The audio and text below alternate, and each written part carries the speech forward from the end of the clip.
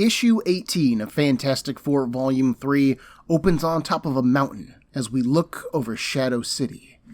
Lightning flashes through the dark night sky as the security forces escort the criminal gangs called the Twisted Sisters and the Tetrad inside.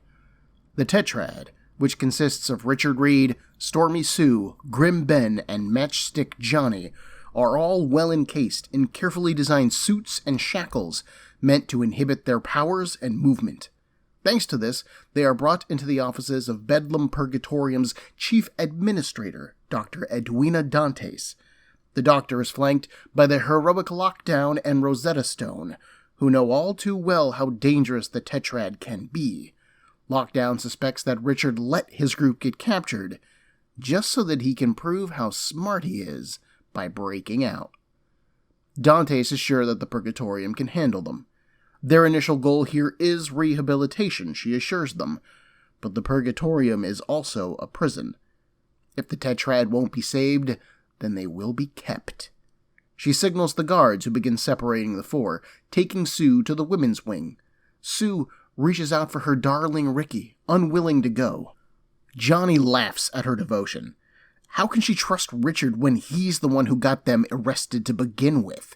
Matchstick's anger builds, burning through his bonds, and this forces Reed to act again. Richard bumps into a guard who hits against a fire extinguisher, which Richard then kicks the regulator off of. One more kick places it at the feet of Matchstick, and it bursts, dousing his flames.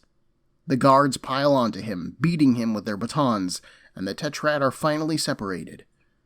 Unbeknownst to them, the Tetrad aren't criminals. They are actually the Fantastic Four. While lost in the multiverse, the Fantastic Four arrived at an underground facility and were taken captive by its robot guards. They were then placed into pods, where they are now living inside of the Matrix, save for Reed Richards, who hacked the pods before his capture. Now, Reed is the only one who knows who they really are, and he's also the only one who can do something about it. My name is Ben, and this is Comic Book Breakdown, episode 12.10, Homeward Bound.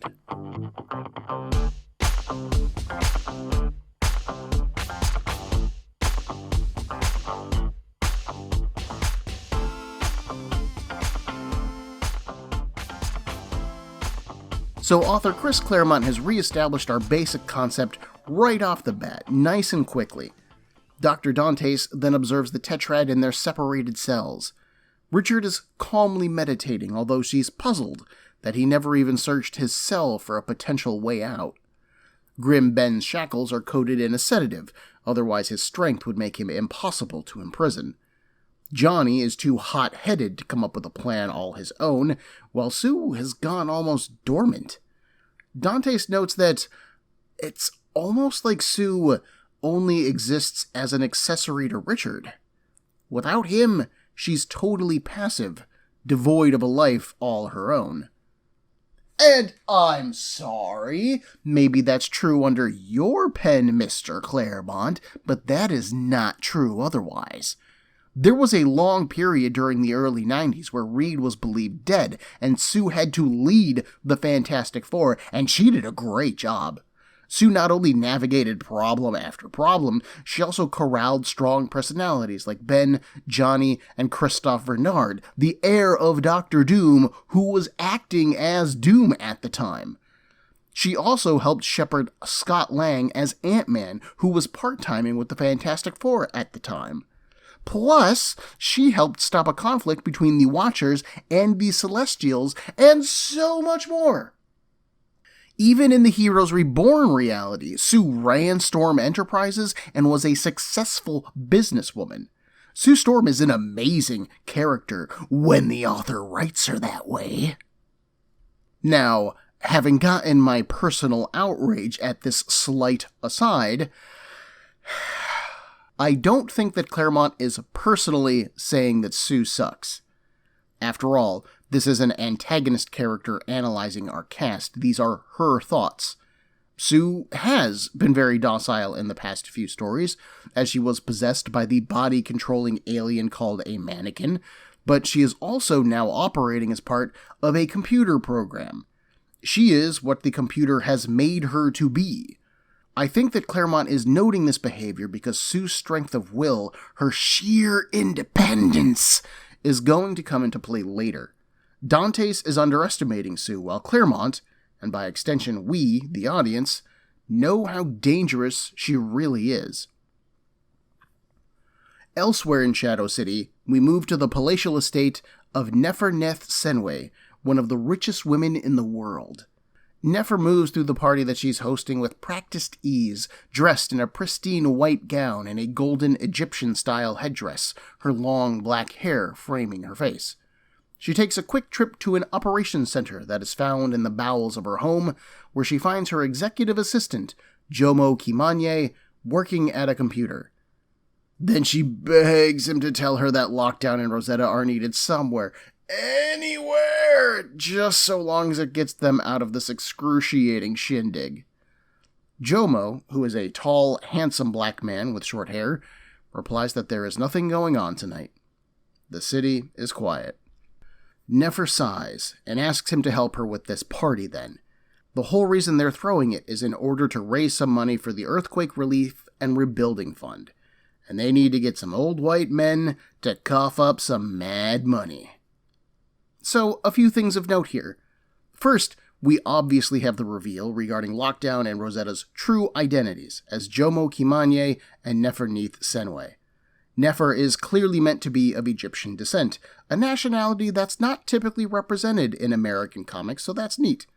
Similarly, Jomo as Lockdown is an interesting move just because of the power dynamic between these two.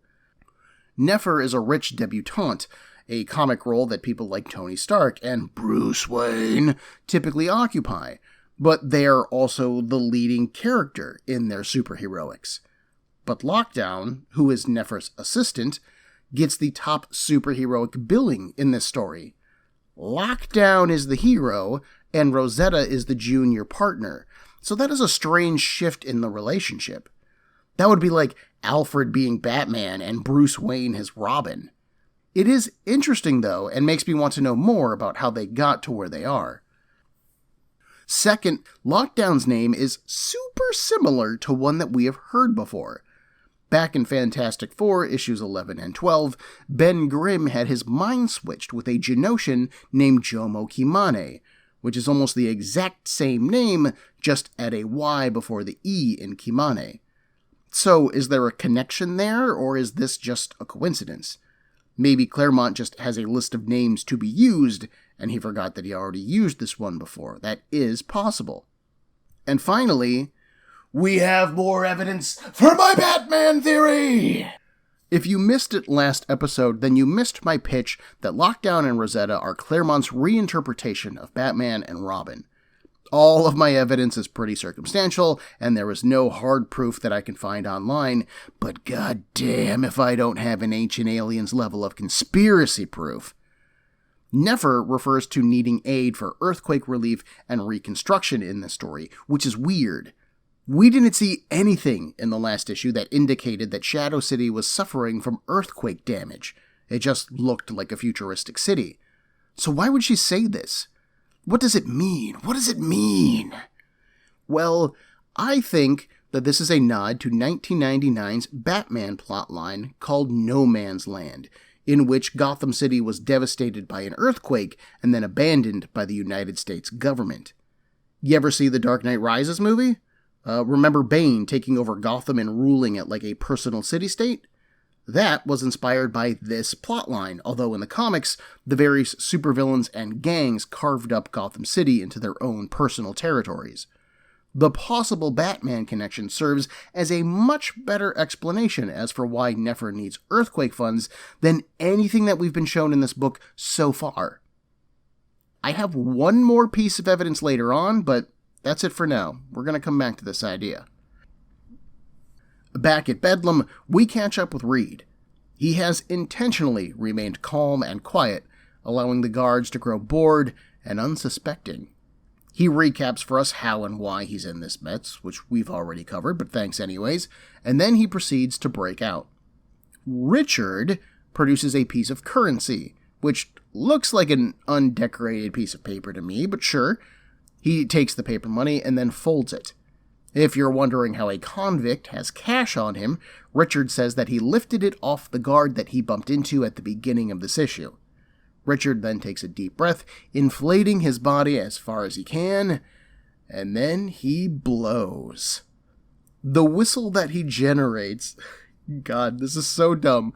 The whistle that he generates is so strong that it knocks out the guards, the dogs, and it scrambles their computer systems. It also serves to alert Ben that Richard is up to something and that he should prepare to break out. Reed inhales a second time, preparing for another blow. Being trapped here momentarily reminds him of an adventure that he had with Alyssa Moy back in the day. After getting out of the army and running that race that they lost, Reed did some Indiana Jones-style adventuring with Alyssa. On one such adventure, they saved Prince Bayan, taking him into exile. So long as he doesn't return to his kingdom, he cannot open the Lopnor Gateway, and the world will remain safe. Reed shakes his head and then focuses on the task at hand.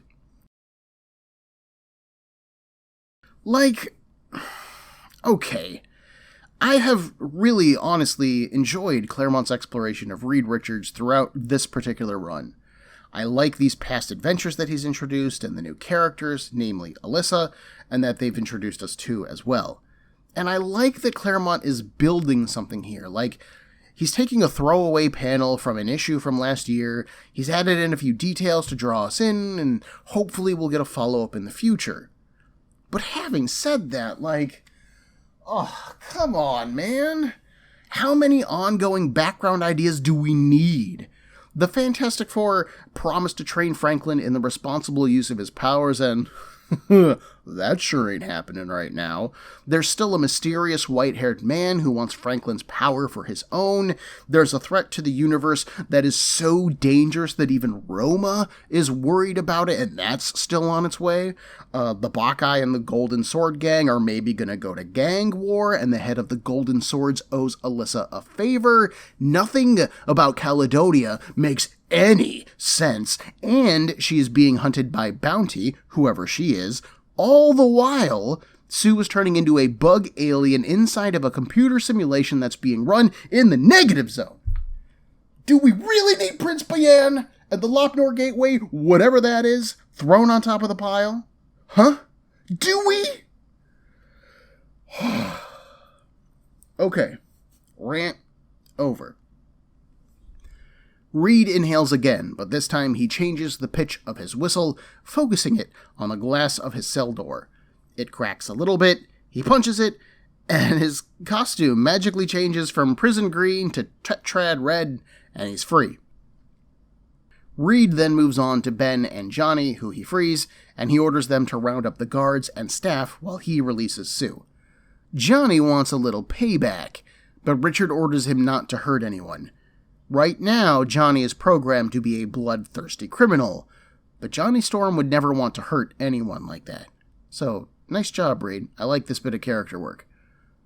At Senway's estate, Police Commissioner O'Neill's beeper, a beeper, oh, that's great, goes off, as does Jomo's. The commissioner excuses himself, while Nefer moves over to her executive assistant. It seems that there's been a jailbreak at Bedlam, and they need Lockdown and Rosetta. As Jomo prepares, donning his costume, he's pretty excited. He may have finally found a true challenge in Richard Reed, and he is eager to test himself. Once suited up, he and Rosetta take off in the night cruiser. Following up on my Batman conspiracy theory, I believe that Commissioner O'Neill is a reference to Denny O'Neill, a comic book legend who passed away recently. O'Neill is famous for a lot of reasons. He's actually credited with being the man who named Optimus Prime, that's a big deal to me, but he is perhaps best known for his runs on Batman in the 70s, as well as the Green Arrow. No way is Claremont's use of Denny last issue and O'Neill here a coincidence. Although, Claremont did use Jomo Kimane twice, so maybe I'm just crazy.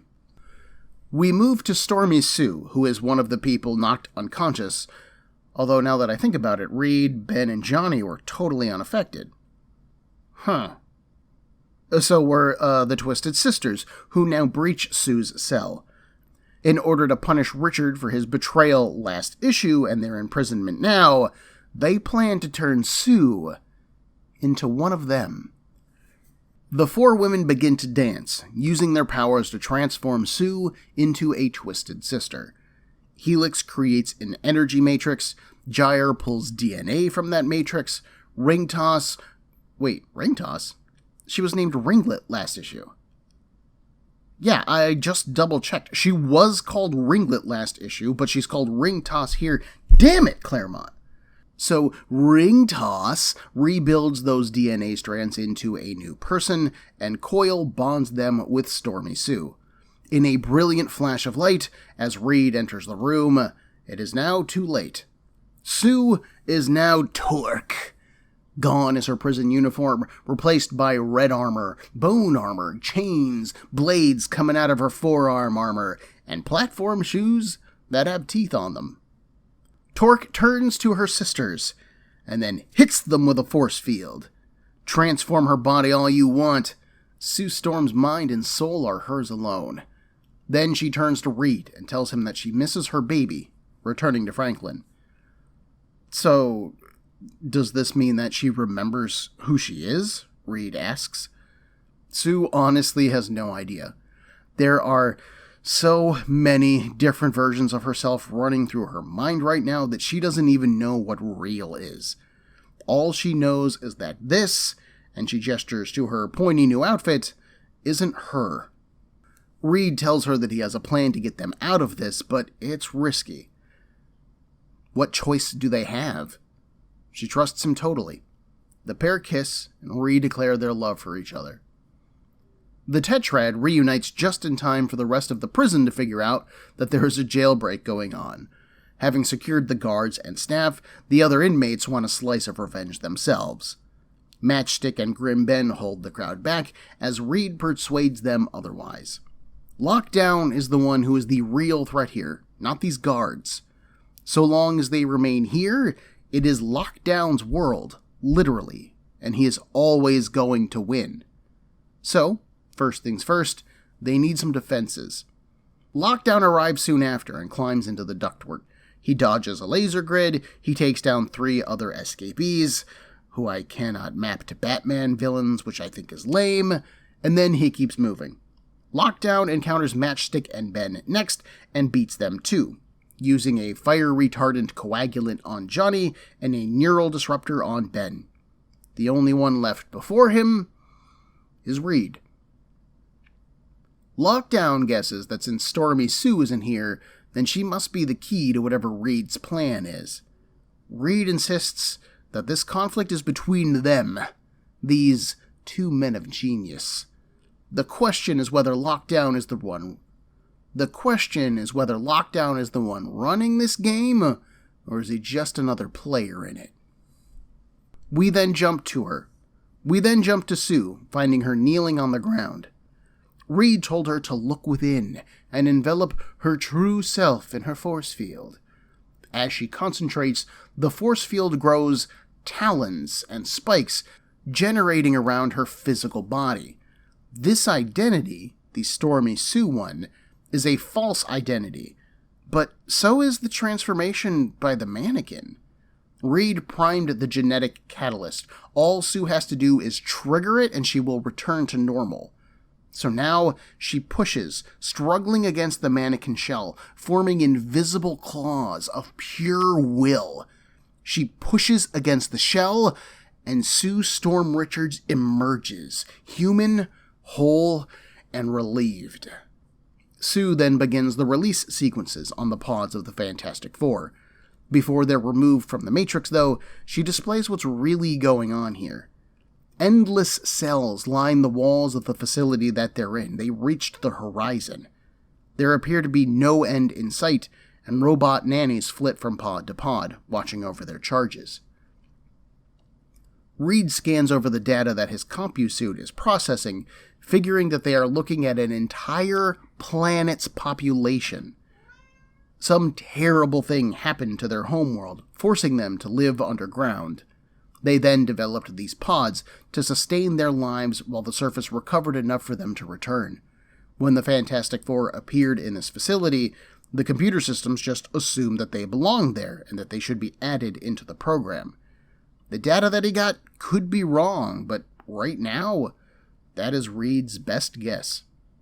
For but a moment, the Fantastic Four debate whether they should free the other inhabitants or not. Inside of this program, they aren't free to be themselves. They're slave to whatever the programming needs them to be. Don't they have a moral responsibility to free them? The robot guards begin to approach them. As team leader, Reed says that he's the one responsible for their safety and the calls that they abide by. They have to get back home, and, after all, this isn't their world. He saves the coordinates in his transceptor, and then the Fantastic Four fold away. They can return if and when they need to, and decide this world's fate. Elsewhere, 2 more pods open, allowing Lockdown and Rosetta Stone back into the physical world.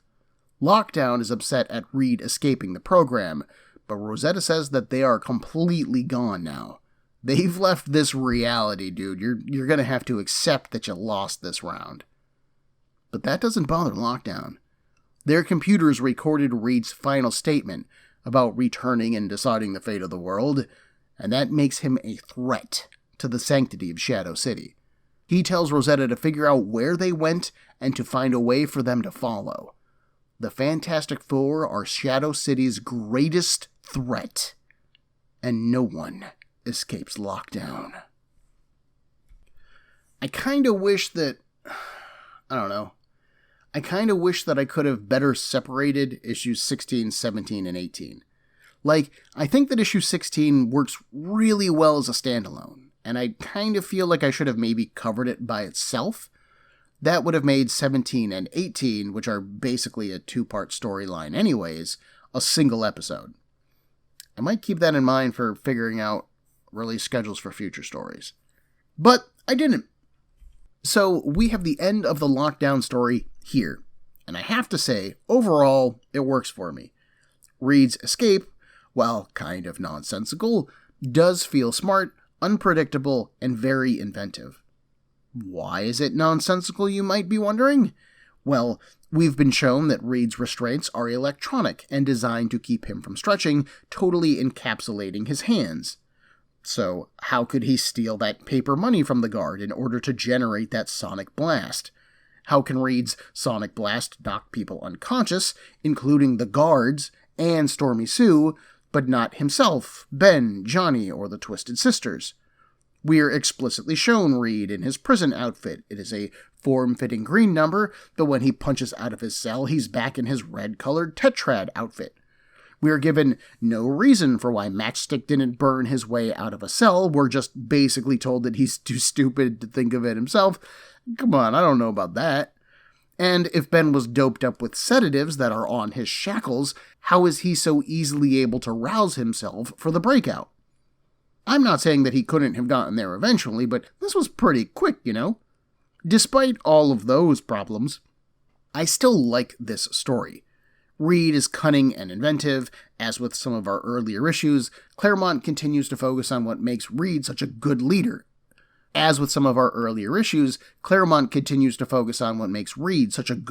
And a great character. The rest of the cast do take a back seat here. I don't think that I've ever seen the Human Torch get fire extinguished so many times in so few issues, but they are at least written in character. They don't suffer for this narrative. Sue's story is perhaps the strangest. It doesn't really arc at all. You would expect a story about body transformation to be about the transformation beginning, horror at it initially happening, and then either acceptance or despair before the return to normal. The character would have then grown during their experience and either missed the abilities that the transformation gave them, or they would be relieved and happy to have their body back. But Sue goes through neither of these stages. Honestly, despite the rather extreme physical changes that she undergoes, the psychological changes are only hinted at, giving us little time to explore how this is affecting Sue. That's kind of lame, although I like that her return to normal involved Reed setting things up, but then left them for Sue to execute. She was the only one who could change herself back, if she wanted to do it. And I like that the transformation was basically done through the sheer force of her will, demonstrating once again that Sue Storm Richards can do almost anything that she sets her mind to. While Sue's narrative is the strangest, the Twisted Sisters is perhaps the least important. Not only do they prove to be no trouble in Reed's rescue of his family at all, but even their transformation of Sue doesn't matter. From a narrative perspective, they were only here to transform Sue again, which admittedly did shake her main personality loose from the virtual program. But why have the sisters do that? Reed was on his way to save Sue anyways, and in the Stormy Sue program, Sue would have done whatever her Ricky asked her to do. If Ricky had asked her to do the force field thing, we would have no reason to think that she wouldn't do it. And what an odd group of characters the sisters were anyways. They basically all appear human. There's the blonde Helix, the previously blonde, now a brunette Gyre, the Asian Ringtoss, who was formerly Ringlet, and the blonde Coil. But like so many of our new characters in these past few issues, their costumes are uninspired and boring. If you showed me pictures of any of these characters without names attached, I would not be able to identify them at all. And their powers, what? Their ability is to just transform other women into new members of the Twisted Sisters? That's oddly specific. Do those abilities have any use outside of this one use? Are they, actually sisters and this is some kind of genetic thing? Or are they mutants? Or is this, a radiation-based mutation like the Fantastic Four or the Hulk or Spider-Man? If the Twisted Sisters were completely removed from this story 100%, nothing of import would have changed, and that's kind of sad. Lockdown and Rosetta prove at least more interesting, even if they're almost equally pointless in this last issue. Lockdown arrives much too late to stop the Tetrad from escaping, so while he gets to show off his abilities against far less impressive foes, he doesn't get to face down the Fantastic Four again. To be fair, he does get to sort of face Reed Richards mentally, as Richards knows the secret behind Shadow City, and then he escapes from it. So, Lockdown loses this round, but he also promised to hunt the Fantastic Four down, so it's not like his narrative is over. I'm a bit surprised that Lockdown and Rosetta's physical forms exactly match their program forms, because, that implies that they were superheroes before whatever devastated their world, and they were already used to this kind of life. And I mean, Sue's form didn't match her physical form inside the program.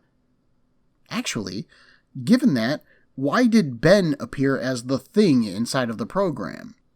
Or is Claremont insinuating that the program designs your body based off of your mental image of yourself, which would explain why Sue's human body appears in the program despite being an alien bug woman, but then that also implies that Ben has 100% accepted that the Thing is just who he is as well.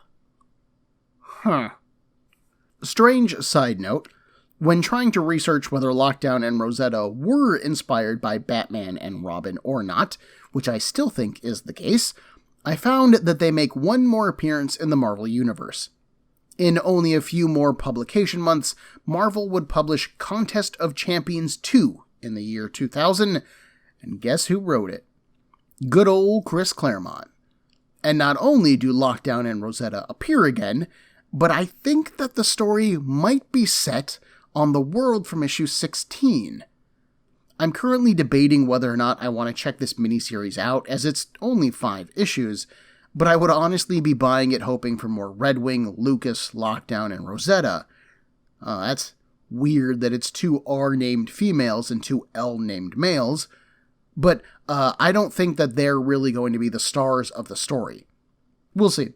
I'm trying to finish my Cable collection right now, and for some reason the 12 crossover has, jumped in price, and that has been sucking up my funds. It's just about the last thing that I need, but it's way more expensive than I hoped it would be.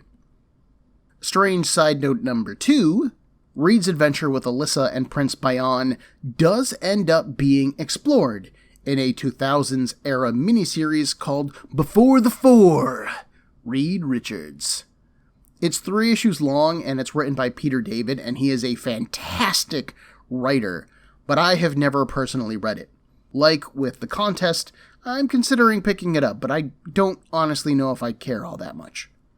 A final strange side note, we're told in issue 17 that this adventure happens in the Negative Zone, which I referred to as an alternate dimension from Marvel's main 616 timeline. An alternate dimension is different from an alternate reality.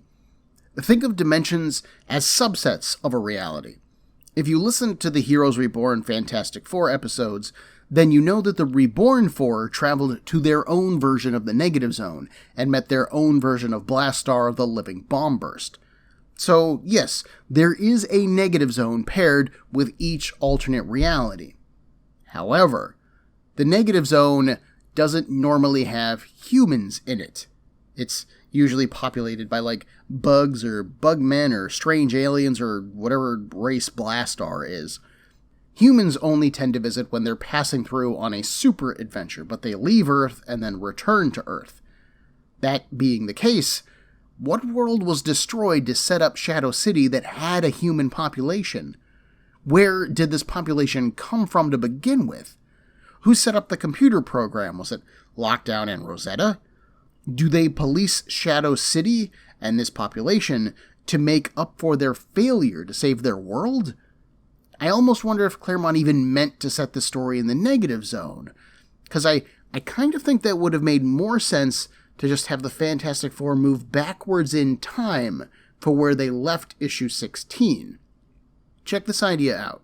We were told in issue 16 that Earth went through some cataclysm that eventually led to the Kree taking ownership over it. What if this population of humans was the Earth's population, just having moved underground to survive that cataclysm? Reed tells us that the Transceptor is capable of moving the Fantastic Four through time and not space at the beginning of issue 17, so it stands to reason that if they were on Earth the second time that it was activated, that they would move through time again. The matrixed population would eventually awaken and move back onto the surface, but then the Akanti crashed and Earth got infected, and that would create the new status quo that Red Wing and Lucas have grown up in. This would have been a good way to tie these really separate narratives together and maybe streamline things a little bit. Especially given that the Fantastic Four leave Lockdown's planet and then go traipsing through alternate realities, only to end up back in the Negative Zone in issue 19. Why visit the zone first if you're also going to visit it last? That just seems weird to me. Or cut the alternate reality trips altogether and have the Fantastic Four pass through the zone in issue 19 like normal. Although I'm getting a bit ahead of myself, let's talk about Fantastic Four Volume 3, Issue 19, before I start breaking it down. As Issue 19 opens, the Fantastic Four are on a multiversal bender, folding from one world to the next. They have been employed by the Bureau of Monster Management and fought Godzilla. They have fought the robotic Hrolin, and even battled against sentient crystal spiders. Each time that they jump, the group holds their breath, hoping to finally return to their native Earth. Their latest fold has landed them on Argor, though, at the base of a massive stone estate. In its center is a statue of a winged figure, its face a strange design like a cross between an insect, but like it's made of armor. The humanoid statue of Anihilus stands with its arms crossed, looking out over one of the worlds under his boot heel. As relieved as the Fantastic Four are to escape the Crystal Spider Queen, who had been planning on mating with and then eating Ben, this sight does not fill them with glee. But the world is civilized, and so they get a chance to eat a normal meal. While eating, Reed reveals that the transceptor may only have enough stability to fold one more time. While eating, Reed reveals that the transceptor may only have enough stability to fold one more time. Something is wrong with the very nature of the universe. Something that Claremont has been hinting at since issue 5, and it's interfering with the device. Tired and frustrated to begin with, Johnny wonders if this is the one fight that the Fantastic Four just can't win. Reed assures them that they haven't lost yet. They will get through this. Then he and Ben leave the table to get some air. Johnny apologizes to Sue for bumming her out, but she actually wasn't listening to him at all. She has actually had a blast doing this multiversal tour thing. She loves the adventurer's life. But then she thinks of Franklin, and what life is like for him while they're gone. Or worse, what it would be like for him if they never came home at all. Their conversation is then interrupted by the waiter, who asks for their payment. Who asks for their payment. Now, the Fantastic Four have been collecting various jewels and precious metals along their journey, and so far that has gotten them through most realities. But not this one. The cavern only accepts the coin of the realm, and if they can't pay, then they can work. Sue gets the dishes. Johnny gets the one-size-too-small waiter uniform, and they go to work. Johnny does get harassed by the tavern's patrons, and he complains to Sue about it. She's just like, yeah, that's what it's like to be a woman all the time, Johnny. You just have to learn to ignore it. But he does a pretty bad job of ignoring it when a particularly notably bearded, balding, and muscular woman grabs his butt. Johnny immediately flames on, driving her back, but when he does so, the entire building begins to shake. At first, Johnny thinks that it's his fault, but then he quickly realizes that this is something more. Sue rushes out and braces the ceiling with her force field, giving everyone time to get out of the building. Once they're all outside, Sue and Johnny exit too, and join Reed and Ben as they stare into the sky. A massive starship lowers itself onto a spire rising more than 10 miles straight up. That spire is actually a docking pylon for this craft, and in their travels, the Fantastic Four have visited worlds where this kind of pylon has failed, and the craft devastated just everything. Once the ship docks, not even the sun will touch this city. There will be no day for the duration. For such is the will of he whose name means the living death that walks. Such is the will of Anihilus. First off, I want to apologize for my earlier complaint about leaving the negative zone only to return to it later. I clearly misunderstood what was going on. I'm still a little weirded out by the idea that the transceptor is still folding to random coordinates, but only within like a set dimension. You'd think that random jumps would put the Fantastic Four through, random realities, and not just mainline one particular dimension, but sure, whatever, I guess. It's all sci-fi mumbo-jumbo anyways. Claremont and Larroca do a great job indicating and showing the passage of time for the Fantastic Four's journey, but they do it in pretty subtle ways. Reed and Johnny have sprouted facial hair. They've got some nice 5 o'clock shadows. Sue's hair was shoulder length when they started this journey, but it has gotten longer. Plus, she wears a necklace made of their monetary assets.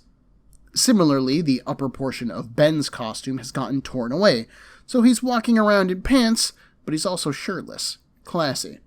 Watching Johnny struggle as a waiter was mildly humorous, as I could totally see him being the kind of guy who hits on waitresses in his life, so this is some nice comeuppance. After the spacecraft docks, squads of armored proctors exited, blanketing the city. These aliens are armed with some kind of gun and float through the city on hoverboards. The locals scatter at the sight of them, so the Fantastic Four do the same. Reed suggests that they use Evasion Protocol Epsilon, and Johnny pauses. This is a bad time for a pop quiz? What protocol is that again? Ben shoves him towards the proctors, and Sue removes her invisible force field from him. "It's the one where you're the bait." Johnny does manage to successfully distract the guards, allowing the Fantastic Four to abduct 4 of them and then steal their armor.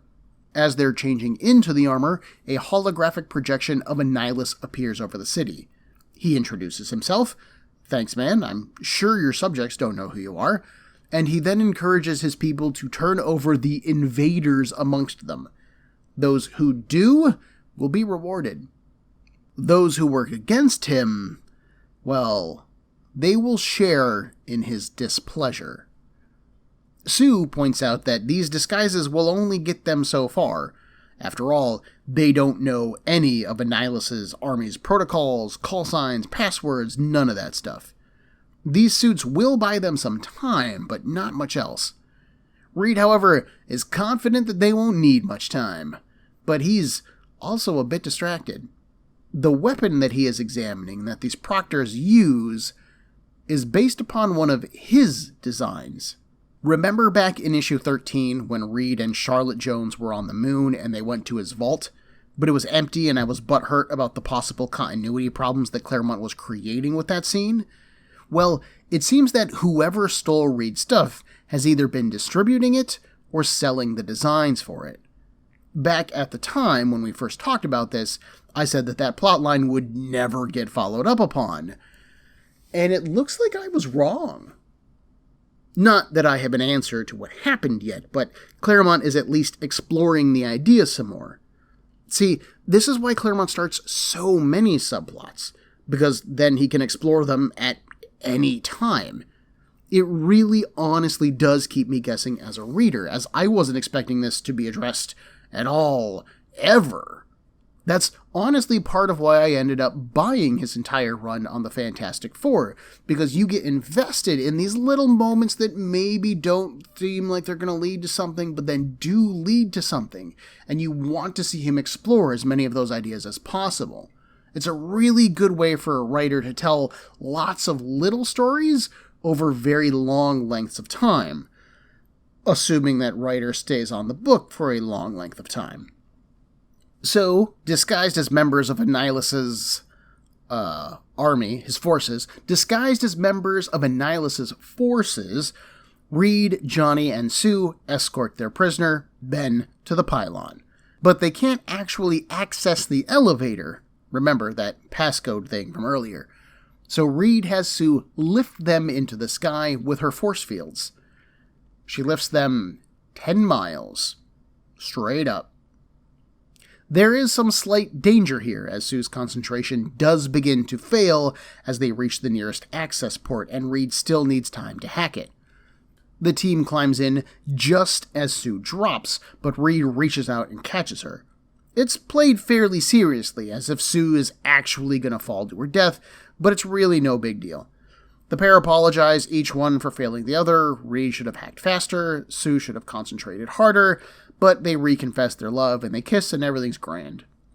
The four sneak inside, following the transponder signal that Reed has on all of his equipment. Ben tears the door open once they find the signal's hotspot, and inside, they find Anihilus. And they start rumbling. Well, everyone starts to fight except for Reed, who snakes away to find a piece of equipment. Anihilus does some Shakespearean-level boasting, and I honestly love how grandiose he is. But the Fantastic Four do their job, distracting him so that Reed can pull out a delicate device from a box. But then Anihilus turns, blasting the component with the cosmic control rod that sits near his throat. "Oh, I'm sorry. Did you need that piece, Reed Richard? Well, too bad." But Reed only needed that device in order to draw Anihilus in closer, so that he could grab the cosmic control rod. Plus, without it, Anihilus is powerless. Or, so Reed thought. Turns out, Anihilus doesn't need the rod, it only lets him focus his power or something. Anihilus says that he is power personified, and the thing jumps in here in order to buy Reed time to go do his genius thing. Reed finds the original transceptor in his boxes of equipment, the one that his prototype that they have been using is based upon, and he plugs the control rod into it.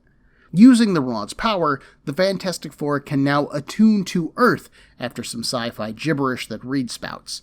The portal opens, and the imbalance in dimensions causes some explosive decompression. Reed anchors Sue and Johnny, but Ben was busy fighting Anihilus. He falls into the portal and is snagged by Reed, but he's also so heavy that Reed can't pull him back in. The Fantastic Four have only one choice, and that's to join Ben. If they let him go, then they will lose him to the in-between space forever. So Reed lets go, and the Fantastic Four go through the portal. Anihilus boasts that he would never risk his life for another, so, he's a jerk. The Fantastic Four land on an asteroid floating in mostly empty space. But they shouldn't worry, because Reed has a plan. Sue's invisible force field is shaped into that of an airfoil. Johnny's flame is their rocket engine. Ben will be their pilot, adjusting controls that Sue creates, prompting her to then adjust the airfoil appropriately. Reed, meanwhile, will use the data that his suit collects from all four of them to navigate through this space to an exit portal. That bit about their costumes collecting information about them without their knowledge correctly creeps Johnny out, and wait until you get a cell phone in 2020, Johnny. Everything you do is going to be monitored. But this does work. The Fantastic Four pass through a portal, and they exit in Paris. No swearing. Yeah, Paris. They had such a good time here the last time they came through. But, and you knew that there had to be a but, something strange is going on. You see, the Eiffel Tower that they appeared below isn't one made of steel, but rather one made of bone. And we have seen that effect before. Issue 19 weirds me out a bit. Not because the contents of it are weird at all. No, everything here works fine for the most part. The placement of this issue is what weirds me out. Because again, we don't really have an arc. There doesn't feel like there's a greater narrative at work here. You see, it really wasn't until late 2000 or 2001 that comic books began being written with the intent of being republished in collected editions, which are called trade paperbacks. Trades most often collect 4 to 6 individual issues, and the comic companies began having their authors write in a style that complemented this publishing method. Until then, comics were much more willy-nilly with their plot lines. And as somebody who has been writing since the early 70s, Claremont uses that style of writing. So, we had 4 issues of Battling Ronin on the Moon, a single issue with Red Wing and Lucas, a 2-parter with Lockdown and Rosetta, and now a single issue to get the Fantastic Four home. That lack of an overall structure bugs the absolute shit out of me. Rather than feeling like I'm getting a cohesive vision of the Fantastic Four, I feel like we're aimlessly moving forward, bouncing from one thing to the next, and that leaves me feeling like cheated. There's no build to Anihilus showing up here, or his hatred of the Fantastic Four. There was no build to the Fantastic Four's stolen equipment being here. There was no build to the Fantastic Four working together to create their own Fantastic Four-powered airfoil, which is neat. I loved that idea and that scene.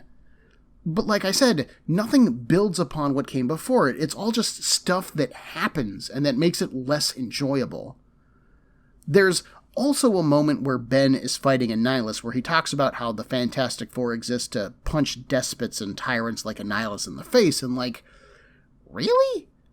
That doesn't seem like the Fantastic Four's mandate. I mean, you just left a reality where people were imprisoned in a virtual reality where at least some of them were forced to be criminals, and you didn't do anything against tyrants there. You just left. And here, the Fantastic Four aren't here to depose Anihilus. They're just looking for a route home. Like, get off your high horse, Ben and Claremont. Sometimes a brawl is just a brawl, and we don't need to paint it with highfalutin philosophies. There's also a moment, and it's just a moment, but god damn if it didn't stick to me, that bothers me. That moment when Reed steals the cosmic control rod and Anihilus says that he is the power personified and doesn't need the rod. It's almost exactly the same scene as with Ronan, like down to the dialogue. When the Fantastic Four fought Ronan on top of the Four Freedoms Plaza, they melted his universal weapon, thinking to deprive him of access to it and the powers that it has, but then he talks about how he is the power personified. And like with Ronan, Claremont offers no explanation for the change in Anihilus. The lack of an explanation, even just a bullsh sci-fi I made something up kind of way, just makes this feels like kids playing make-believe. Like, it's like when you would tag another kid and you'd be like, "You're it!" And they would go, "No, I'm not, you didn't touch me, I had on robot armor that you couldn't see," and then they would just run off like they'd won. Like, you can't just change the rules in mid-game, not without an explanation. It feels juvenile and ill thought out. I can even believe that Ronan and Anihilus would identify their tools as potential weaknesses, sure, and then they would adjust their behaviors and powers accordingly, but then they should also reflect those changes, and those are things that we, as a reader, should know, even if it's after the fact that it has happened. Even then, I would probably be much more comfortable with this if it didn't just seem so similar between the two scenes. I do think that this issue is one of the prettier looking ones that Larroca has delivered so far, though. The various worlds that the Fantastic Four pass through in the beginning of the book look neat, as does the statue of Anihilus towering over the Fantastic Four upon their arrival. That shot of the starship lowering onto the pylon staggers the imagination. The Fantastic Four sneaking into it is kinetic and lively, as is their fight, and I love the single shot that Larroca does of the Fantastic Four's airfoil at the very end. Seeing all of the characters work together in order to save themselves is great. I love it. Although I wish Claremont hadn't cluttered the page up with so many word balloons. I would also, personally, be concerned that the Fantastic Four left a working transceptor device powered by the cosmic control rod in Annihilus's clutches when they left as well. Anihilus is a warlord in the Negative Zone, claiming entire planets as his own, and if he can move between realities, then you just gave him a huge field of opportunity to play with. He would still need to figure out how to work the device, but yeah, that feels like a lingering problem. This is kind of a forgettable issue. It's not really bad, it's just nothing special. So let's keep moving. Next week, so much happens. The Fantastic Four have returned to Earth and Paris, and so have the Ruined. But last we saw, Yvette Diamond was the only member of the Ruin left as the sword-wielding martyr, and she had no interest in transforming the world. So what has happened? Meanwhile, back in New York City, a surprising addition to the Fantastic Four family appears from nowhere. Bounty arrives in order to capture Caledonia, and the Bacchae show up to get revenge on Sue Storm Richards? But for what? Find out in next week's episode of Comic Book Breakdown, episode 12.11. How many plot lines is too many? Everyone, there are a million podcasts vying for your time and attention, and I'd like to thank you for listening to mine. If you would like to get in touch with me, to share a concern, request a series, compliment me, berate me, whatever you like, send me an email at cbbreakdown@gmail.com. Otherwise, thanks for listening.